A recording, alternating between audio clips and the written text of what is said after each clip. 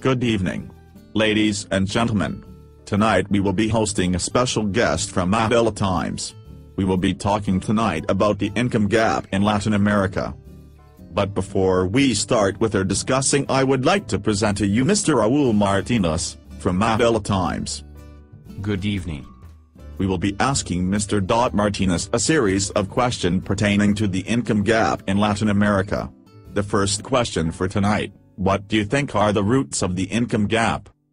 Well, by looking around for yourself, you see that poverty isn't as bad as it was years before.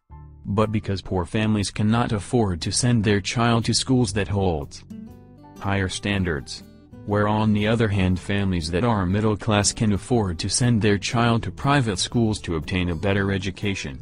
So, you see in that effect, that if ones aren't getting a good education, it affects their abilities to get a better job. But we can see in recent years that poverty is declining in these developing nations.